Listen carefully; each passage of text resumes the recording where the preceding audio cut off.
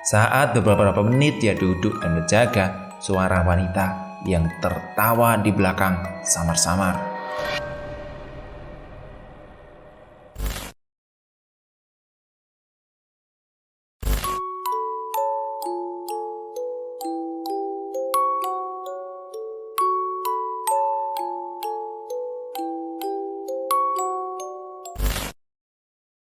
Jurit Malam, ditulis oleh Ed Banyu Biru. Kobaran api anggun tanda memulai sebuah pesta. Matinya luapan api yang menyala-nyala sebagai kode mengawali uji nyali. Assalamualaikum warahmatullahi wabarakatuh. Salam dulu biar jadi anak soleh. Mumpung ntar malam udah mulai sahur, kali ini saya akan bawakan cerita yang dialami teman saya. Tapi ada yang sedikit menarik menurut saya sendiri. Kali ini saya coba akan membuka sedikit misteri yang terpendam pada lokasinya. Bila ada yang tahu kejadian asli, tokoh, lokasi, mohon diam saja ya, hormati mereka semua. Jawa Timur, tepatnya tahun 2007. Kosongnya jadwal perkuliahan Denny setelah ujian semester membuatnya jenuh dan bosan. Selepas ujian semester, Denny merasa tidak mempunyai kegiatan sama sekali di kampus. Kegiatan Denny selama itu hanya mondar-mandir untuk main satu tempat kos ke kos teman yang lain. Lama-kelamaan, ia merasa jenuh sebagai kutu lompat saat liburan. Denny ingin mengakhiri liburannya kali ini di rumah saja, tapi menjelang libur kurang 1 minggu. Rencana untuk liburan di rumah akhirnya terjawab hari ini. Kamis tanggalnya sekian bulan sekian di tahun 2007. Sore hari Denny yang lagi duduk sendiri di warung seberang kampus, sedang tangannya mengadu gelas dengan sendok besi. Denny dengan memandangi sebuah es batu yang ia putar dengan gelas mulai mencair. Denny. Sapa teman Denny dari jalan sambil tangannya melambai dan menuju ke arahnya. Woi, Aryo, dari mana kamu? Jawab Denny disertai memandang wajah Aryo yang agak muram dan durjana untuk ikut melambaikan tangannya kepada Aryo. Aryo pun berjalan mendekati Denny yang sedang duduk sendirian. Nyari kamu lah, Den. Aku habis nyari kamu di kos-kosan. Kamunya malah nongkrong di sini, kata Aryo yang sudah berada di depannya.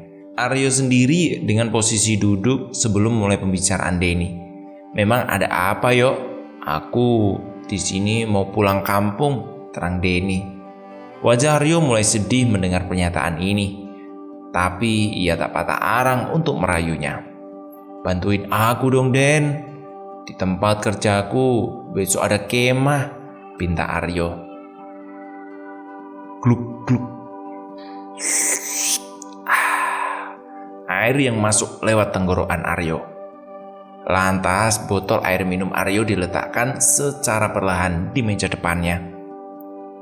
Terus maksudnya gimana, Yo? Kamu kan sudah biasa kegiatan kayak gitu, jawab Denny. Kali ini beda, Den. Baru kali ini acara kemah dan acara jurit malamnya diadakan di sekolahan tempat kerjaku. Lah, bukannya tambah enak tuh, Yo? Kamu sudah mengenal betul medannya, kata Denny dengan nada meyakinkan. Bukan gitu maksudnya, Den. Pembinanya itu untuk acara besok cuma aku sendirian. Jadi tolonglah bantuin aku. Beneran ini, pinta Aryo. Gila, Yo. Teman-teman pembina yang lain pada kemana? Jawab Denny dengan heran. Iya nggak tahu, Den. Makanya nih, aku minta bantu kamu. Ya sudahlah, kalau begitu besok pagi aku langsung ke sekolah kamu ya. Beneran, Den? Ya, beneran. Makasih loh, jangan bohong, ucap Aryo. Iya ya, besok jam 9 pasti aku sudah di lokasi. Oh, oke. Kalau begitu aku balik sekolah dulu, mau mempersiapkan anak-anak yang jadi panitia besok, kata Aryo dengan senang, karena kepastian membantu untuk acara besoknya. Ya wes, hati-hati ya, Yo, jawab Denny. Dengan sedikit kesal sambil memegangi kepalanya, otomatis rencana pulang kampungnya gagal. Kepala Denny kembali sedikit tertunduk melihat isi gelasnya. Bongkahan es di dalam gelas semakin kecil, air es mencair semakin banyak. Adukan tangan Denny yang memakai sedotan juga mulai melambat. Mungkin kesal dengan apa yang akan dijalani Denny. Denny melihat Aryo berbalik arah dari tempat duduk Denny dengan memandang Aryo berjalan kaki dengan cepat meninggalkan sendiri di warung. Aryo kembali ke kantor dengan perasaan gembira. Tak seberapa lama Aryo sudah sampai di lokasi. Ia melihat kerumunan panitia acara sudah berada di lapangan. Saat mengetahui hal itu, dengan cepat Aryo mendekati para anggota panitia.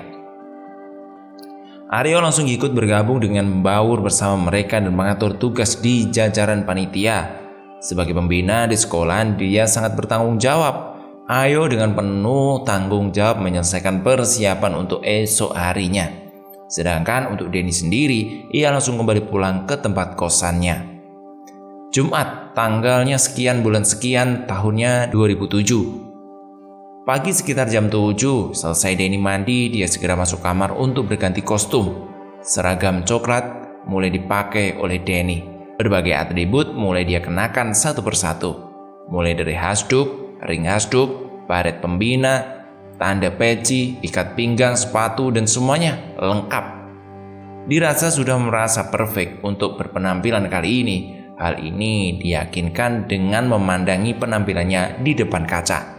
Merasa sudah sempurna, Denny berjalan keluar kos dan menuntun motornya. Memang jarak antara kos dan lokasi tergolong cukup dekat, sekitar 800 meter lah. Tapi pagi itu Denny tetap menggunakan motornya untuk menuju lokasi.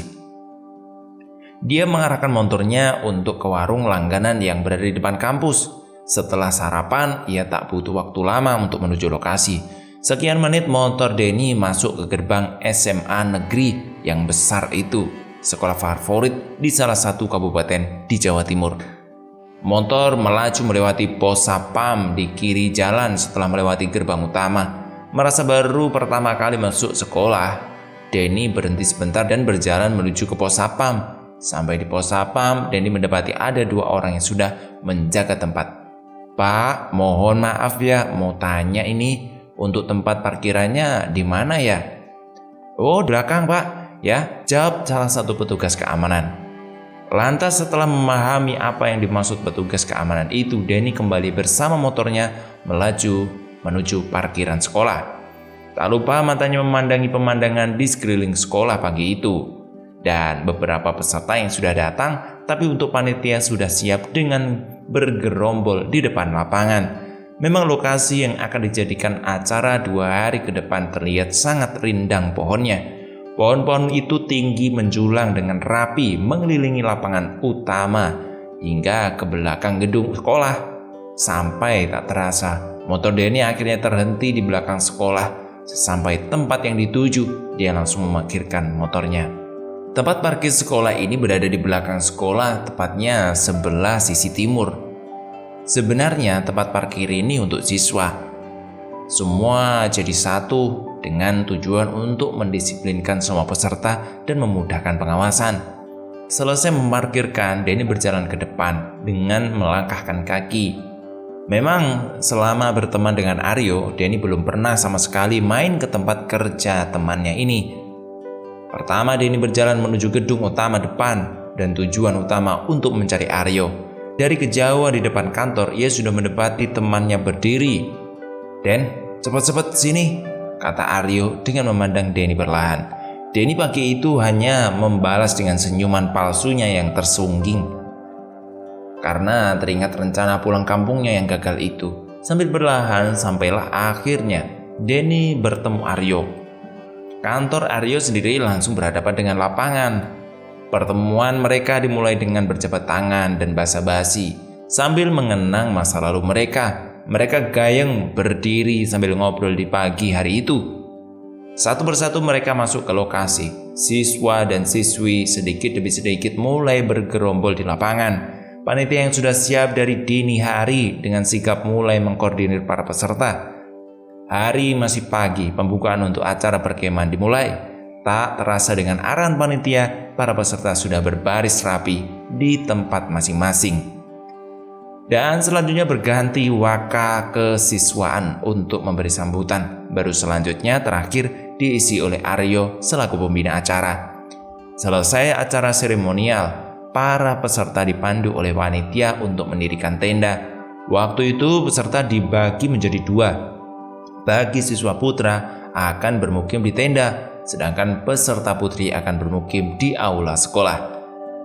Keriuhan mulai terjadi di pagi hari itu. Semua bahu-membahu memulai acara dan mendirikan tenda tentunya.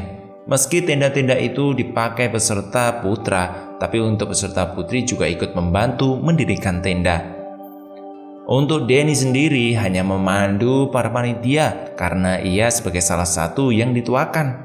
Tapi Denny sendiri tak senggan beberapa kali untuk langsung terjun membantu peserta.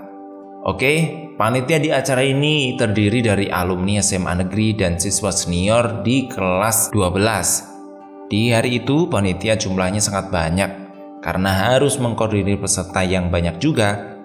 Semakin siang semakin riang dan semakin banyak peserta yang hadir. Selesai tenda berdiri, barang-barang bawaan langsung dimasukkan dalam tenda. Hingga saat tiba untuk istirahat untuk semua peserta kegiatan, semua peserta di panitia kembali di tempat masing-masing. Ada juga sebagian yang mandi dan mempersiapkan acara malamnya. Maklum, Denny waktu itu belum tahu betul seluk-beluk sekolah. Ketika melihat salah seorang panitia, dia sudah kenal. Denny langsung mengajak anak itu untuk berkeliling ke belakang sekolah. Panitia yang kebetulan alumni SMA Negeri ini bernama Aji. Sore itu Aji juga merasa tidak keberatan untuk jalan-jalan bersama pembinanya. Berbekal pengalaman Aji yang sudah lulus dari SMA Negeri itu, Denny yakin Aji mengetahui banyak hal dari sekolah itu. Sore itu tanpa banyak kata-kata, mulai berjalan mengelilingi sekolah dari sisi barat. Pertama ia melewati belakang samping. Setelah aula mereka melewati kelas-kelas dan ruang guru. Berbelok ke utara, semakin ke utara bangunan sekolah terlihat agak aneh. Denny yang melihat bangunan-bangunan ini menjadi penasaran, tapi Denny agak canggung dan sungkan mau bertanya tentang bangunan-bangunan di lokasi ini. Semakin jauh mereka berjalan melewati bangunan, sampai akhirnya ia melewati lorong. Lorongnya panjang, dan di sana masuk lorong itu, bulu kuduk Denny mulai berdiri. Sedangkan bau bunga kenanga, bau bunga kamboja sebegitu kuat menusuk hidung Denny saat itu. Tapi Denny hanya diam. Ia anggap bau-bau itu wajar karena lokasi sekolah ini dekat dengan pemakaman juga. Di tengah lorong mereka melihat Aryo sedang duduk-duduk melingkar di sebuah sumur tua. Ia terlihat berdiri bersama dengan 3 orang peserta dan 2 orang panitia. Entah apa yang mereka bicarakan saat itu karena wajah mereka terlihat serius sekali. Mereka hanya menoleh sekilas dan terus berjalan. Denny dan Aji tetap berjalan memutar melewati kelas dan lorong itu sampai di ujung timur melewati belakang rumah dinas. Waktu mereka berdua beranjak ke depan, tiba-tiba ada suara jeritan dan bantingan pintu dari dalam kamar mandi. Tolong! Suara teriak dan juga hantaman pintu terdengar jelas saat itu. Denny dan Anji sontak langsung berlari ke arah suara itu. Sampai di belakang rumah dinas ada siswa yang berlari keluar dari kamar mandi. Anak laki-laki itu terlihat sangat takut dan langsung direkap oleh temannya saat itu juga. Wajahnya pucat, bibirnya bergetar tanpa berkata apapun. Waktu Denny dan Aji menghampiri mereka, dia didudukkan di depannya. "Ada apa ini?" tanya Denny dengan melihat siswa itu menggigil. Tapi anak ini dan beberapa temannya hanya diam. Siswa ini tak mau menceritakan apapun yang dilakukannya, hanya diam. Ayo kak, bawa saja ke tempat panitia ya, biar tenang dulu, nanti baru diceritain," saut Aji untuk menenangkan siswa. Perlahan Aji dan Denny membawa siswa ini ke aula depan, ke tempat basecamp panitia. Siswa itu disuruh minum dan didiamkan sejenak. Denny dan Aji tetap sabar menunggu anak ini untuk bercerita. Hingga sekian lama akhirnya anak itu mau berbicara. Tadi di kamar mandi. Siswa itu kembali terdiam. "Cerita saja mas, gak apa-apa. Kamu aman di sini," Ada orang bule di dalam kamar mandi. Mukanya hancur, Kak. Kata-kata siswa ini pelan dan menundukkan kepala. Badannya pun tetap bergetar seperti awal dia baru datang. Melihat anak ini sedang shock, Aji memutuskan untuk mendiamkan anak-anak ini sebentar. Sementara itu untuk ditinggal di dalam aula panitia. Ya sudah, sementara kamu di sini saja dulu ya. Tenangin diri.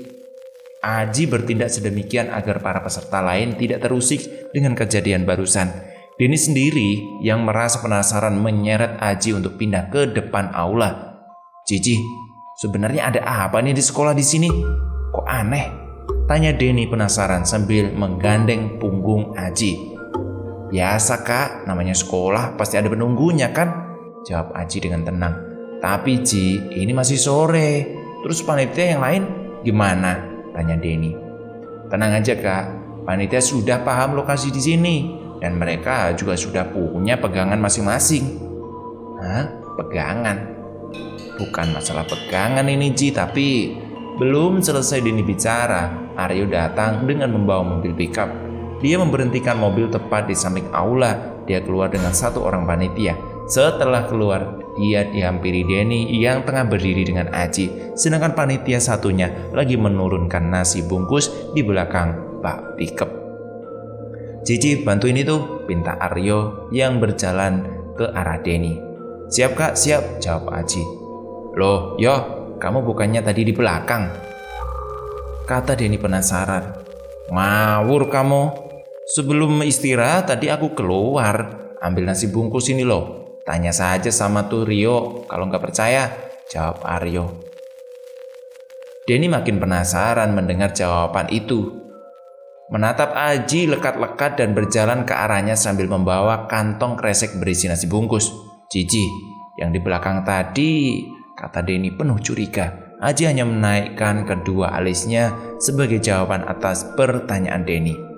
Aji membawa kantong kresek merah di tangan kanan dan kirinya hanya berjalan ngeloyor masuk ke ruangan panitia. Hal demikian seakan-akan menjadi hal yang biasa di sekolahnya. Dua kejanggalan di sore ini membuat Denny semakin penasaran tentang rahasia di sekolah ini. Denny diam sambil meneguk air ludahnya. Merasa ada keganjilan. Otaknya Denny saat itu juga berpikir keras tentang apa yang sebenarnya terjadi. Denny hanya diam dengan penuh rasa penasarannya. Santai aja lah Den, semuanya aman kok, kata Aryo dengan menepuk pundak Denny. Ayo, kita makan dulu Den, ajak Aryo saat itu. Tanpa ada jawaban dari mulut Denny yang keluar, akhirnya ia ikut masuk ke base camp bersama Aryo. Mereka langsung mengambil nasi bungkus dan makan bersama. Tenang aja Den, habis makan aku akan ritual di belakang biar aman. Aduh, apa-apaan sih nih? Kok ada ritual segala? Apa tak temenin Yok? Udah gak usah, kamu bantuin anak-anak aja. Biar saya yang ngerjain sendiri, jawab Aryo. Oh ya sudahlah kalau gitu. Sore itu Denny menganggap masalah di lokasi sudah selesai semua dan beres karena juga tak mau ambil pusing dengan keanehan di lokasi ini. Denny melanjutkan untuk membagikan nasi kepada peserta dan mengawasi panitia itu dari kejauhan. Hari semakin larut, malam pertama di hari Jumat. Sehabis jamaah sholat Isya, semua peserta dikumpulkan di lapangan depan. Kegiatan outdoor di malam hari dimulai. Materi di malam itu yang membuat semua peserta bahagia dan ceria. Sementara itu, Denny yang berdiri sendiri di samping kerumunan melihat beberapa kelebatan putih di pohon yang besar. Bayangan-bayangan itu juga terlihat dari rumah dinas yang terlihat kusam itu. Pohon-pohon di sisi timur yang besar, 3 bangunan rumah dinas itu semakin seram kalau malam. Bau-bau busuk dan bau-bau bungaan mulai ikut tercium malam itu. Beberapa peserta dan panitia juga ikut merasakan bau itu, dan beberapa peserta juga merasakan bulu kuduknya merinding. Merasa ada yang tidak beres dengan lokasi ini, Denny kembali ke base camp untuk mencari Aji. Tapi saat Denny berjalan ke base camp, mereka berpapasan di tengah jalan. Setelah bertemu, akhirnya mereka memutuskan untuk kembali ke lapangan depan sekolah. Malam semakin larut, pukul 11 malam kegiatan di lapangan dinyatakan selesai. Karena materi hari itu sudah disampaikan semua pada peserta, dengan tertib para peserta kembali ke tempatnya masing-masing. Tapi untuk panitia dan 2 orang pembina menjaga bergantian di malam hari itu. Malam itu Aryo berjaga di lokasi pertendaan bersama panitia, sedangkan Denny malam itu berjaga di aula bersama Aji. Dirasa peserta di aula sudah lengkap, panitia mengawasi sambil sesekali berdiri untuk melihat kondisi peserta di aula. Ketika tepat di jam 2 dini hari, panitia berganti untuk tidur, sedangkan Denny dan Aji bangun untuk bergantian berjaga. Denny yang berjaga saat itu, posisinya duduk setengah mengantuk. Sesekali kepalanya terjatuh dari jenggalan tangannya. Dalam keheningan malam, Denny mendengar sayup-sayup. Ada orang yang berteriak ramai minta tolong. Tolong! Tolong! Suaranya lirih tapi jelas.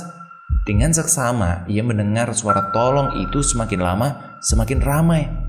Berdasar suara yang aneh itu, rasa penasaran Denny juga mulai memuncak. Rasa kantuknya pun mulai menghilang. Dan malam itu, Denny langsung memandang Aji dengan tatapan tajam. Ji, ayo kita periksa di belakang, Ji. Denny penasaran dan meminta Aji untuk menemani. Terus di sini siapa yang jaga, Kak? Jawab Aji. Tapi di belakang ada suara yang minta tolong, Ji. Biarkan aja, Kak. Ini sudah malam. Di belakang gak ada siapa-siapa juga kan? Mending Kak Denny di sini aja, sahut Aji. Denny terdiam sejenak mendengar larangan Aji. Ia sempat berpikir benar juga, kata Aji malam itu. Akhirnya Denny memutuskan untuk berdiri dan melihat dari kejauhan. Sekian lama Denny mengamati sendirian. Ia tidak menemukan apa-apa. Di samping pandangan ke belakang gedung jarang ada lampunya.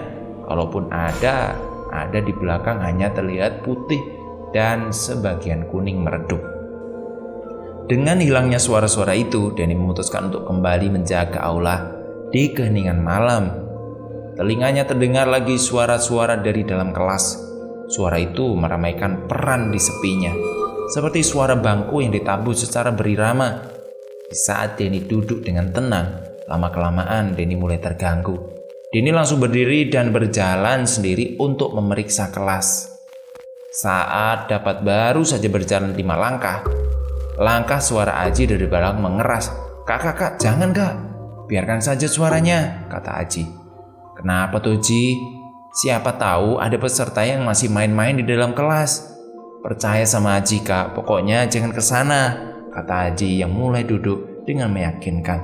Tapi semua sudah diperiksa sama panitia, peserta juga sudah ditempatin masing-masing Kak. Jadi sepertinya itu bukan orang. Tadi semua sudah diperiksa sama panitia, peserta sudah sesuai di tempat masing-masing Kak, sambung Aji.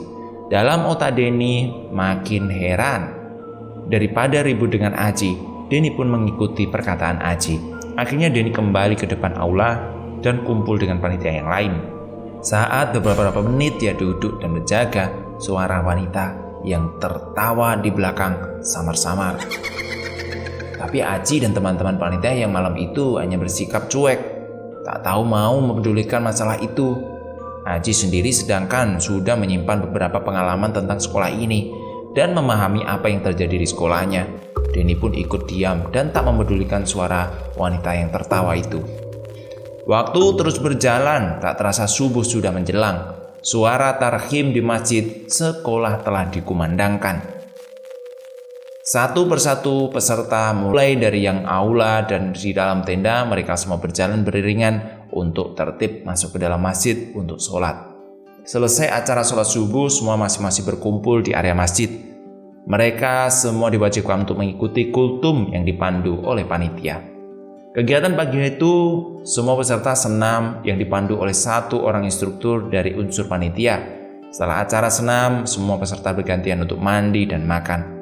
Seketika sarapan dan mandi, acara pagi itu berganti dengan materi yang diselenggarakan di lapangan.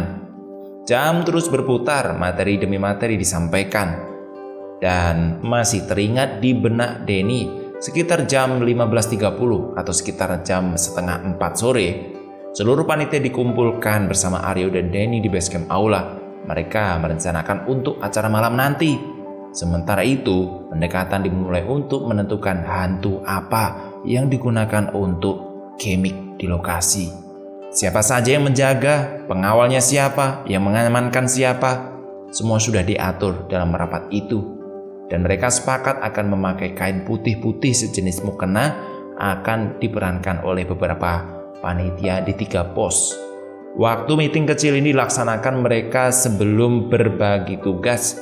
Setelah semua sudah sepakat, sore itu mereka semua bubar. Tapi berbeda dengan panitia, mereka yang ke bagian acara api unggun langsung menyiapkan tempat dan peralatan. Setelah selesai menata tumpukan kayu, Denny dan Aryo sendiri sore itu masih diskusi dan mempersiapkan di base camp. Waktu terus berjalan, dan habis sholat isya semua peserta berkumpul. Malam itu untuk materi sudah habis. Yang ada semua peserta berkemah, hanya bernyanyi riang dan bersenandung. Kegiatan berlangsung sampai jam 9 malam karena acara puncak api unggun dimulai. Dan hitungan detik kayu sudah diberi minyak, dengan cepat api melahapnya. Kobaran api anggun yang menyala saat itu disertai dengan nyanyian kegembiraan peserta. Tak lupa semua panitia dan pembina juga ikut bernyanyi bersama malam itu. Waktu Denny melihat kobaran api anggun itu dari kejauhan, Denny melihat seperti ada kobaran api yang menyerupai sosok wajah seseorang yang menjerit kesakitan.